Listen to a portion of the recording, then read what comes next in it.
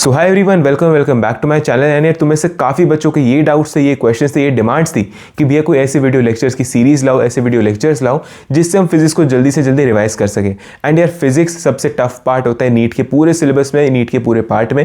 And यार इसीलिए हम तुम्हारे लिए अल्फा सीरीज़ जिसमें तुम्हारे फिजिक्स के चैप्टर को रिवाइज करवाया जाएगा। तो इसे ध्यान से सुनना एंड इसे मन लगाकर सुनना। तो वीडियो को स्टार्ट करते हैं। हेलो डियर स्टूडेंट्स, मैं हूं आपका फीस फैकल्टी मुकेश चौधरी और मैं जुड़ा हूं आप सभी के साथ में हमारे यूट्यूब चैनल सौरभ नीट के साथ। डियर स्टूडेंट्स, अब आपके डॉक्टर बनने का सपना होगा पूरा, क्योंकि अब आपके फिजिक्स की सभी डाउट्स की होगी छुट्टी। और इसीलिए सौरभ नीट लेकर आए हैं आपके लिए अल्फा सीरीज, जहां पर हम लोग हमारे फिजिक्स के हर एक चैप्टर को शॉर्ट में but in a very interesting way along with numericals cover करेंगे। तो डियर स्टूडेंट्स, सबसे पहले आप सभी का बहुत बहुत धन्यवाद जिन्होंने मेरे पिछले वीडियो को इतना लाइक्स किए, इतने अच्छे कमेंट्स किए। तो डियर स्टूडेंट्स, आप अपना प्यार इसी तरह से वीडियो को लाइक करके और कमेंट्स करके दिखा सकते हैं, ताकि मुझे भी अच्छा लगे आप सभी के साथ में कनेक्ट होने में। तो डियर स्टूडेंट्स, पिछले वीडियो में हमने यूनिट्स डायमेंशन मेजरमेंट स्टार्ट किया था और अब हम लोग इसी चैप्टर के सेकेंड पार्ट को कवर करते हैं, जिसमें हमारा सबसे पहला पार्ट रहेगा significant figures. Significant dear students, ये हमारे मेजरमेंट की प्रिसीजन को डिनोट करता है। जैसे कि आप सेंटीमीटर स्केल जो जनरली यूज़ करते हो कॉपी में लाइनिंग वगैरह ड्रॉ करने के लिए, उसमें आप देखोगे कि ये सेंटीमीटर जो है बेसिकली हमारा 10 पार्ट्स में डिवाइडेड है। यानी कि हमारा जो हर एक पार्ट है बेसिकली वो 1 मिलीमीटर का हो गया। और इसीलिए हम लोग कह सकते हैं कि हमारी जो सेंटीमीटर स्केल है इसका प्रिसीजन या फिर लीस्ट काउंट हमारा 1 मिलीमीटर हो गया। तो कोई भी मेजरिंग डिवाइस का जो लीस्ट काउंट है यही उसका प्रिसीजन होता है। So here we can say कि सिग्निफिकेंट जो फिगर है वो बेसिकली हमारा प्रिसीजन को डिनोट करता है। That is it indicate the precision of A measurement, right. और यहाँ पर हम लोग देख सकते हैं कि हमारे जो स्केल है इसका प्रिसीजन हमारा 1 मिलीमीटर के बराबर है, right. The precision is of 1 millimetre, या फिर यहाँ पर 1 सेंटीमीटर को 10 पार्ट में डिवाइड कर दिया गया है, यानी कि ये हमारा प्रिसीजन 0.1 सेंटीमीटर हो गया। तो एज एन एग्जाम्पल अगर हम लोग लें कि इसी स्केल के थ्रू एक लेंथ को मेज़र किया गया है और लेंथ जो है हमारी यहाँ से लेके यहाँ तक ये करीबन हमारी 2.3 और 4 के बीच में लाई कर रही है। यानी कि हम लोग कह सकते हैं कि हमारा जो इसका मेज़रमेंट है, राइट, दिस मेज़रमेंट, इसमें हम लोग श्योरली कह सकते हैं कि हमारा ये जो मेज़रमेंट है ये 2.3 तो एटलीस्ट है ही है, राइट। This is 2.3 centimetre. तो 2.3 के और 2.4 के बीच में कितना है वो हमें एग्जैक्टली नहीं पता, क्योंकि इस स्केल की हमारी जो प्रिसीजन है या फिर लिस्ट काउंट है वो 1 मिलीमीटर की है। यानी कि इसमें हमारी 1 मिलीमीटर की प्लस माइनस एरर हो सकती है, लेकिन यहाँ पर डेफिनेटली हम लोग कह सकते हैं कि हमारा जो मेजरमेंट है वो 2.3 तो एटलीस्ट होगा ही होगा। यानी कि इन 2 डिजिट्स के अकॉर्डिंगली हम लोग श्योर हो सकते हैं कि ये डिजिट हमारे मेजरमेंट में होंगे ही होंगे। और जिन डिजिट्स के ऊपर में हमें कॉन्फिडेंट है या फिर श्योर है कि जो डेफिनेटली 100% करेक्ट है, वही हमारे सिग्निफिकेंट फिगर्स होते हैं। तो यानी कि इस मेजरमेंट के लिए हमारे पास में 2 और ये 3 दो सिग्निफिकेंट फिगर्स मिल रहे हैं, तो हम लोग कह सकते हैं कि ये इस मेजरमेंट में हमारे सिग्निफिकेंट फिगर्स 2 है। तो dear students, significant figures measure करने के लिए, बताने के लिए कुछ रूल्स होते हैं और इन्हीं रूल्स को हम लोग अब पढ़ेंगे। तो यहाँ पर अगर हम लोग सिग्निफिकेंट फिगर्स के रूल्स की बात करें तो इन टोटल सिग्निफिकेंट फिगर्स के हमारे पास में 7 रूल्स होते हैं। इन 7 रूल्स को हम लोग अलॉन्ग विथ एग्जांपल्स कवर करते हैं, जिसमें हमारा सबसे पहला जो रूल है उसके लिए हम लोग कह सकते हैं कि ड्यूरिंग द मेजरमेंट, राइट, वो सभी डिजिट्स जो कि नॉन जीरो डिजिट्स है वो सभी हमारे पास में सिग्निफिकेंट फिगर्स होते हैं। जैसे एज एन एग्जांपल एक्सपेरिमेंट के थ्रू हमें वैल्यू मिलती है 41.2, तो यहाँ पर कोई भी जीरो टर्म नहीं है, यानी कि इन टोटल हमारे पास में ये 4, 1, 2 तीनों ही सिग्निफिकेंट फिगर्स हो जाएंगे। फिर बात करते हैं rule number 2, right. Rule number 2 ये कहता है कि ड्यूरिंग द मेजरमेंट जीरो हमें मिल रहा है, लेकिन जीरो हमारे नॉन जीरो डिजिट्स के बीच में है, तो ये जीरो भी हमारा सिग्निफिकेंट फिगर हो जाता है। यानी कि एज एन एग्जांपल अगर हमें मेजरमेंट के दौरान पर वैल्यू मिलती है 7.018, तो यहाँ पर जीरो जो है वो 7 और 1 यानी कि नॉन जीरो डिजिट्स के बीच में है, इसीलिए इस मेजरमेंट में हमारे ये चारों ही डिजिट सिग्निफिकेंट फिगर्स हो जाएंगे। अब बात करते हैं तीसरे रूल की, राइट। तीसरा रूल हमारा ये कहता है कि हमारे जो ट्रेलिंग जीरोज है, राइट, जीरोज जो एंड में आते हैं लेकिन डेसिमल में नॉन जीरो डिजिट्स के बाद में आते हैं, तो वो जीरो भी हमारे सिग्निफिकेंट फिगर्स हो जाते हैं। जैसे कि अगर हमारे पास में 4.800 ये मेजरमेंट मिल रहा है और यहाँ पर ये जो दो जीरोज है डेसिमल के बाद में, राइट, बाद में आ रहे हैं, इसीलिए ये सभी डिजिट्स भी हमारे पास में सिग्निफिकेंट फिगर्स हो जाएंगे। अब आ जाते हैं हमारे पास में रूल नंबर थर्ड पे। रूल नंबर थर्ड ये कहता है कि हमारे जो लीडिंग जीरोज है जो कि नॉन जीरो डिजिट्स के पहले आ रहे हैं, राइट, वो सभी हमारे नॉन सिग्निफिकेंट होते हैं। जैसे कि 0.0038।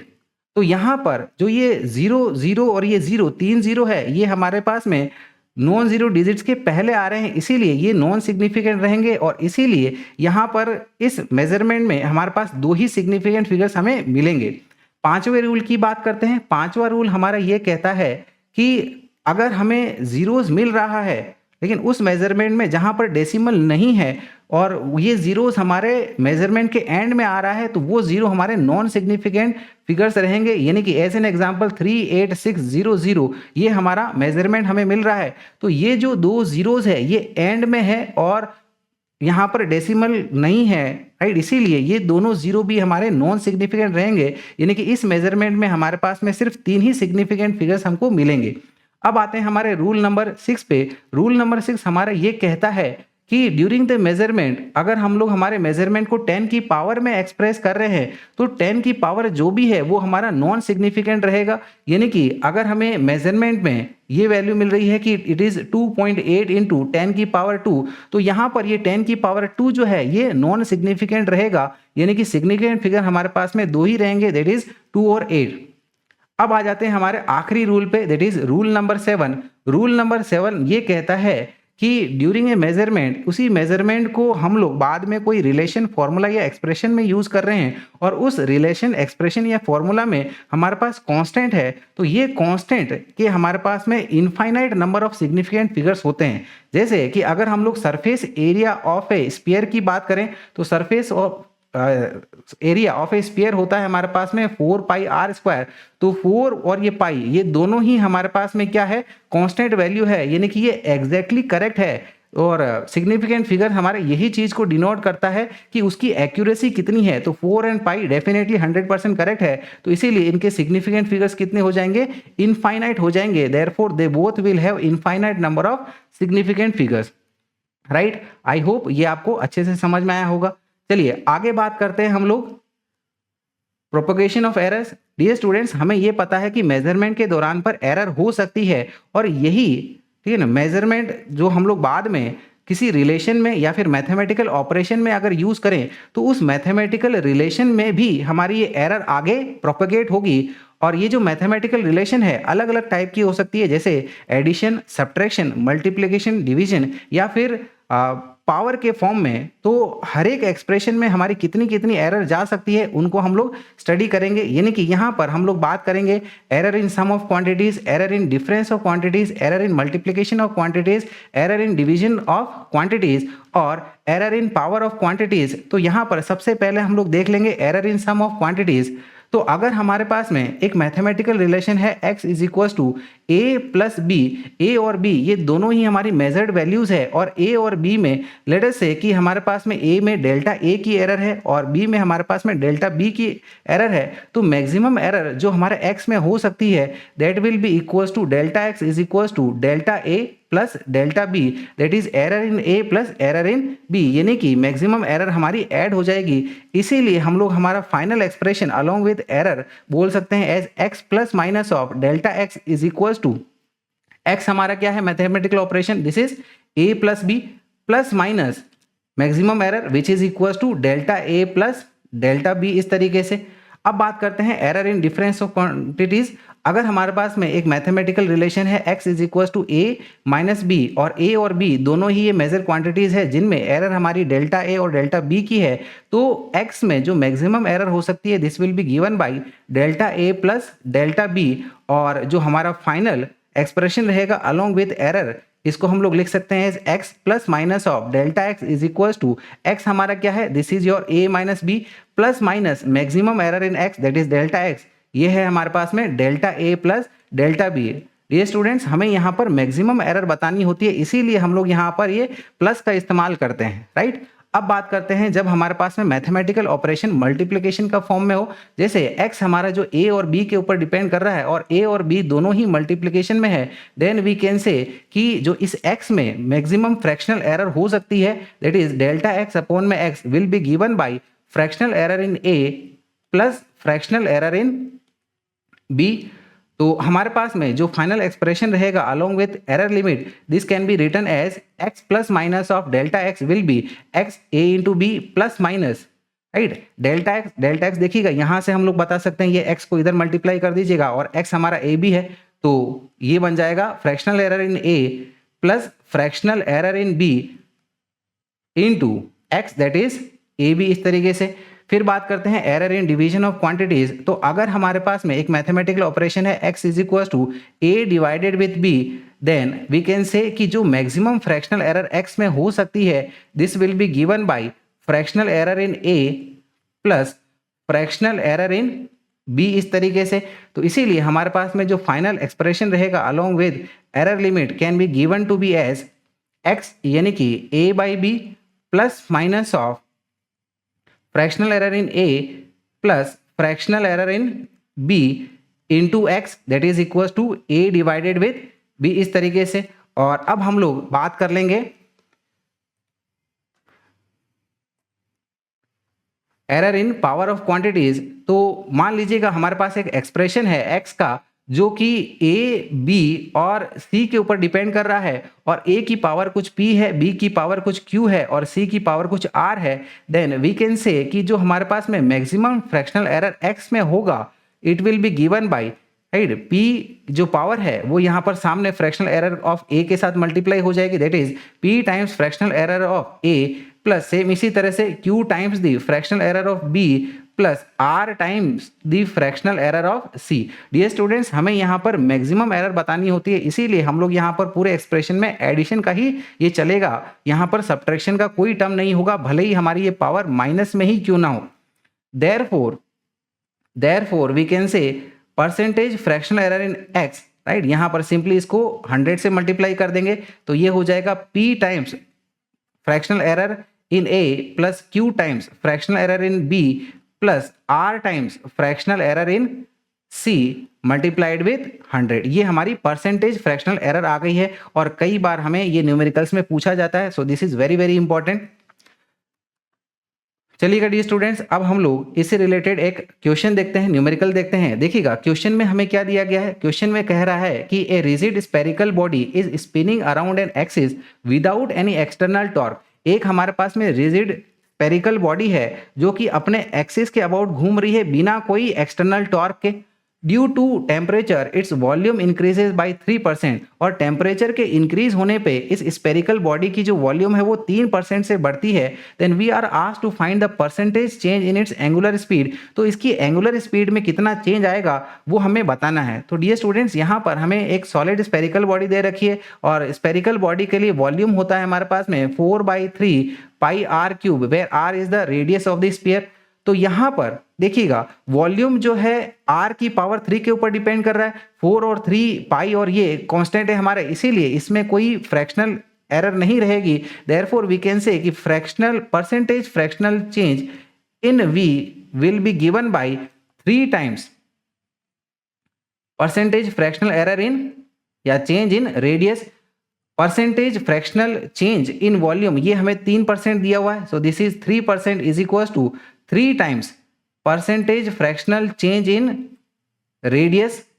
तो यहां पर हम लोग ये 3 से 3 को कैंसल आउट कर देंगे, राइट। और फिर यहां से हम लोग कह सकते हैं कि जो हमारे पास में percentage fractional change in radius आ रही है this will be equal to 1%। And dear students we know for a solid sphere इसका जो एंगुलर मोमेंट ऑफ इनर्शिया होता है that is I is given by 2/5 mr²। तो यहां पर इसको इधर कंटिन्यू कर लेते हैं।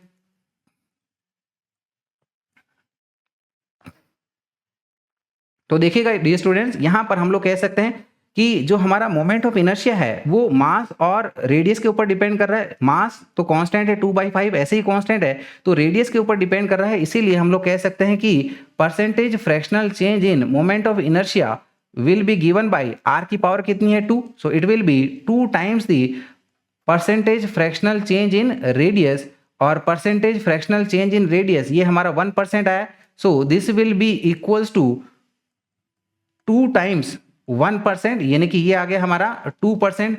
एंड डियर स्टूडेंट्स, क्योंकि कोई एक्सटर्नल टॉर्क नहीं लग रहा है, इसीलिए हमारे सिस्टम का एंगुलर मोमेंटम कंजर्व रहेगा या फिर कांस्टेंट रहेगा। So we can say angular momentum which is I omega, ये हमारा क्या रहेगा, कांस्टेंट रहेगा, बिल्कुल बिल्कुल कांस्टेंट रहेगा।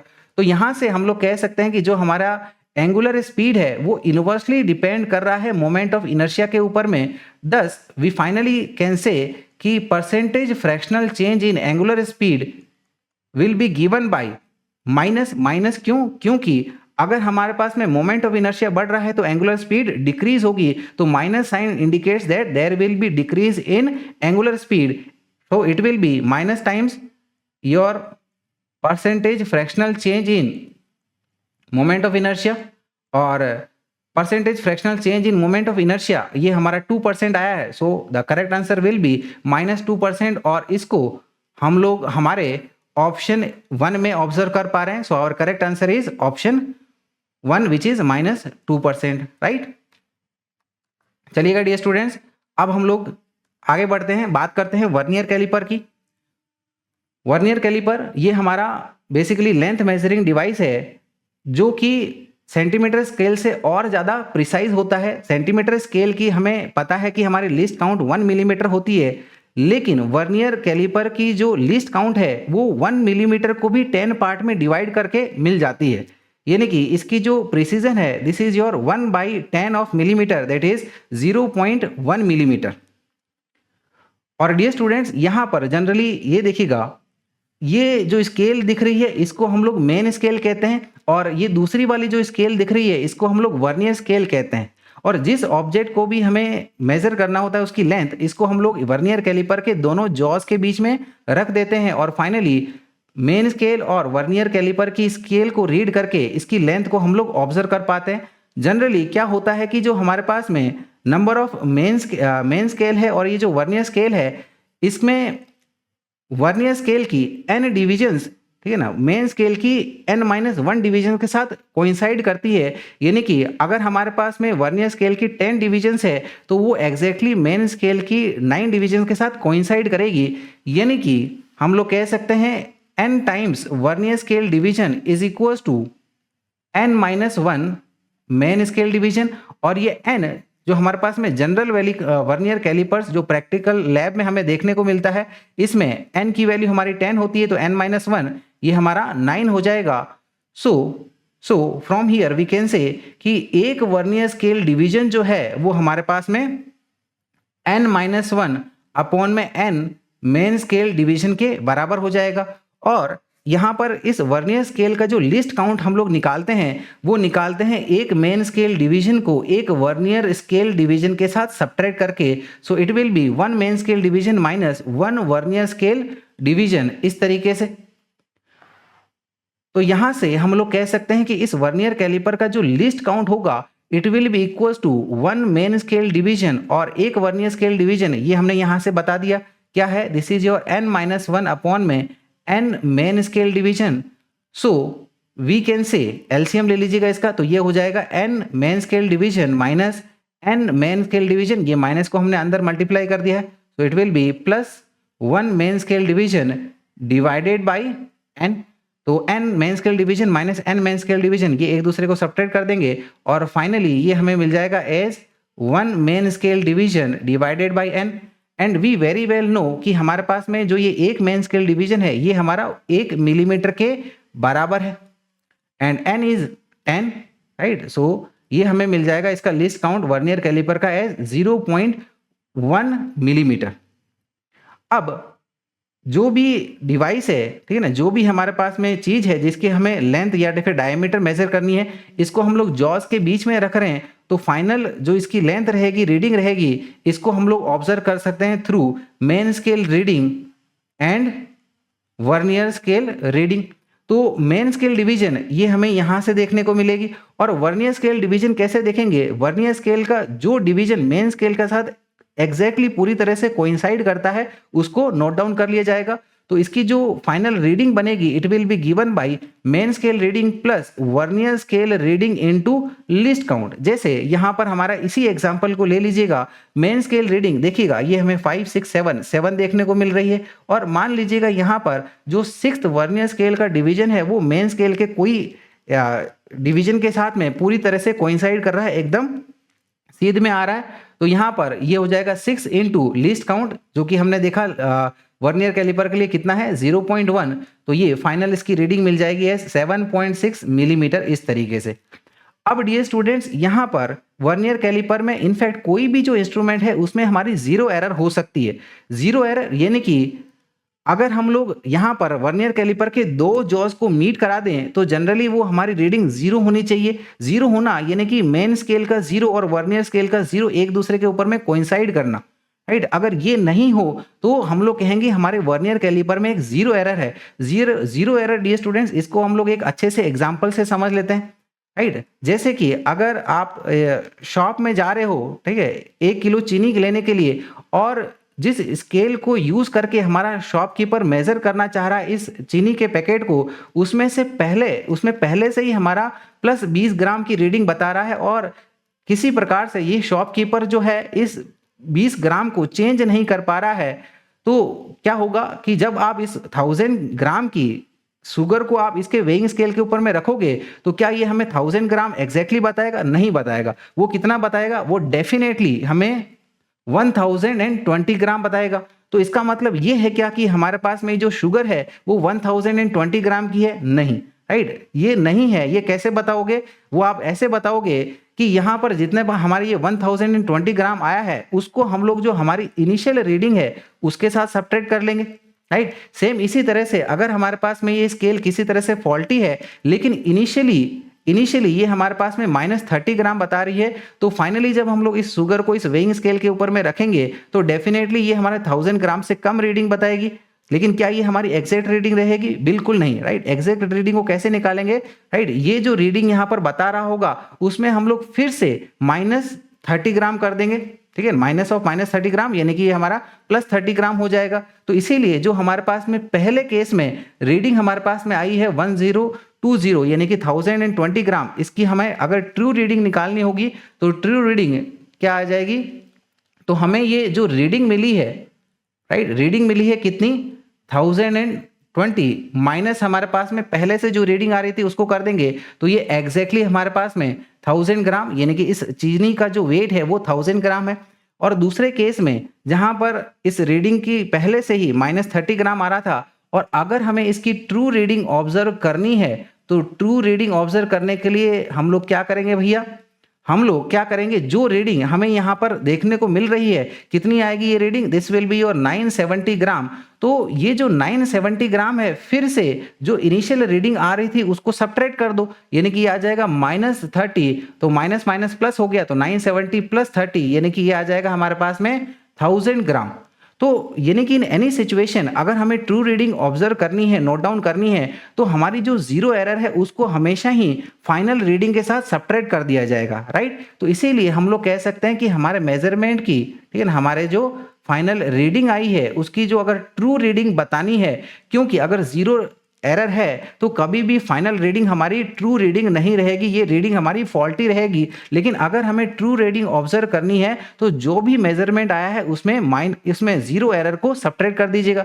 रीडिंग हमारी कैसे निकालते हैं? Main scale reading plus vernier scale reading into least count करने से, और उसमें हम लोग -0 एरर कर देंगे, तो ये हमारी क्या आ जाएगी? ट्रू रीडिंग आ जाएगी। बिल्कुल सही बात है सर, ठीक है।